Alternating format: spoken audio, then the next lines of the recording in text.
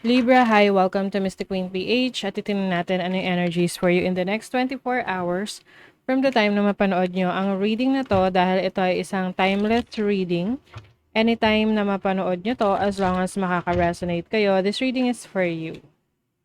And if you're interested sa private readings, meron tayong link sa description at sa pinned comment. Paka-check nyo na lang information kung paano mag-book for a private reading. And please subscribe to our channel to show your support, like, share this video, at comment na rin kayo kung kayo naka-resonate. Okay, Libra, next 24 hours, what is the energy? Next 24 hours. Okay.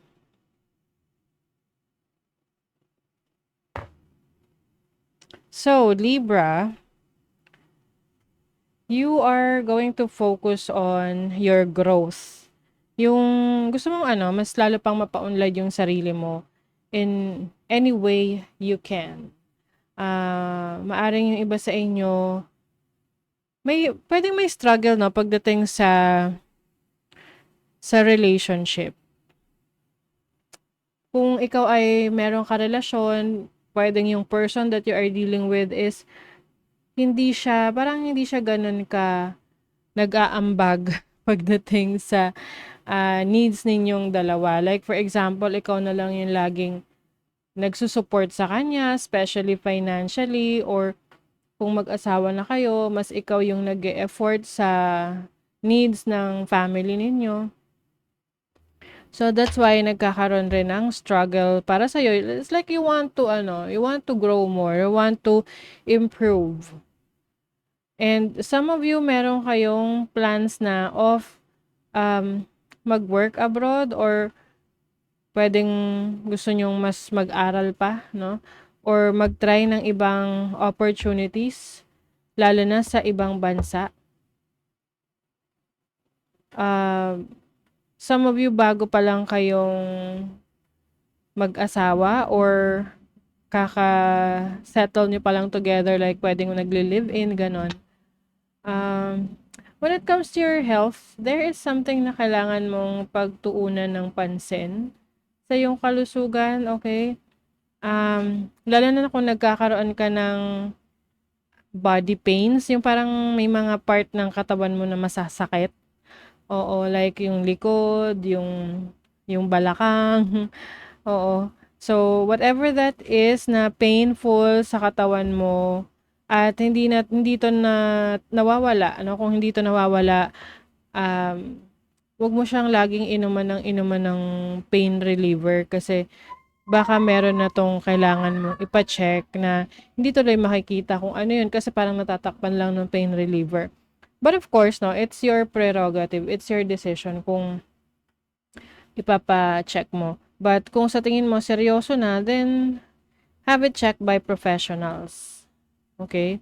Kasi you are hardworking, marami kang plans, marami kang goals para sa sarili mo, para sa family mo, para sa mga mahal mo sa buhay. Kaya lang merong energy na parang binablock ka for some reasons. Pwedeng ito yung mismong mga kasama mo na dapat sana ay sumusuporta sa'yo, pero sila pa yung una na nakahadlang sa mga gusto mo, 'di ba? Kasi importante 'pag meron tayong gustong goal na ma-achieve, meron ding mga yung kasama natin, no, kasama natin sa buhay natin, sa bahay natin, they are also supportive, 'di ba? Para mas magiging madali sa'yo na ma-achieve 'yon. Pero kung sila pa mismo yung parang mahirap pakisamahan, then mag-isip ka if you want na ganon yung sitwasyon mo palagi kasi parang pigil na pigil ka sa mga gusto mong gawin eh. Oo, you want to do things but napipigilan ka for some reasons, no?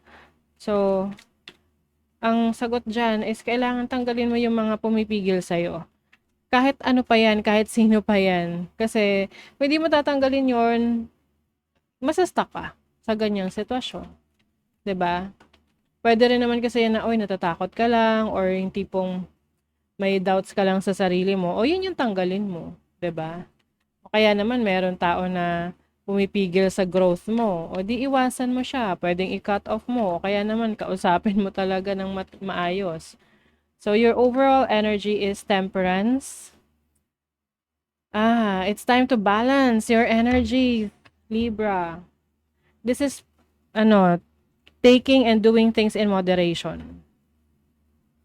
Mm. And also patience. Patience sa sarili mo, patience sa mga pangarap mo na kung hindi mo pa siya na-achieve sa ngayon, maaring meron kang kailangang baguhin sa mga ginagawa mo. Your challenge is the Fool. Yung iba kasi sa inyo pwedeng hindi nyo pinag-iisipan yung mga actions na ginagawa nyo na kapag na-excite kayo or parang gusto parang ano na yun yung feelings 'no, na parang gusto nyo gawin agad, ginagawa nyo agad na hindi nyo pinag-iisipan. Yung iba masyadong all out 'pag nag-take ng risk. So, siyempre kailangan 'pag risk well calculated dapat. Sabi nga, "Do not put all your eggs in one basket," 'di ba? So, your opportunity is the Nine of Swords. O, yung opportunity mo daw is iwasan yung pag-overthink. Ayusin yung sleeping patterns mo. Ayusin mo yung pagpapahinga mo. Kasi pag nakapagpahinga ng maayos ang isang tao, mas madali siyang makapag-isip, mas madali siyang makapag-aral, makahanap ng solusyon. Oo. And then your blessing is the Knight of Wands. So I think the blessing here is magkakaroon ka ng lakas ng loob, ng energy, no? Na gawin, isakatuparan na yung mga plano mo, yung mga gusto mong gawin. And this is also bravery, pagkakaroon ng tapang, oo, na gawin na yung mga plano mo. Let's see, ano yung sa money, career, finances message. Team player. Teamwork makes the dream work. Allowing others to share their talents and skills with you will help your career and business grow further. So yeah, you need people. Kailangan mo ng mga tao na tutulong talaga sa'yo. Dahil may mga goals na kailangan may suporta ng iba. So yun yung hahanapin mo. Kung sino yung mga tao na yun. Kasi kung sa ngayon, yung mga tao sa paligid mo, mga inaasahan mo, ina-expect mo tutulong sa'yo, hindi sa'yo helpful, hindi supportive, palitan mo sila.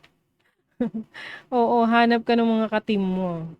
Uy, yung iba sa inyo papasok sa isang very serious commitment. So, kung kayo'y single at meron ng person na, potential partner for you, possible na papasok na kayo sa relationship. If you are already in a relationship, boyfriend, girlfriend, pwedeng may proposal, ganyan. Or if you are already in a committed relationship, I think mas patitibayan nyo yung inyong commitment sa isa't isa. Okay? So that is your reading, Libra. Thank you so much. See you again.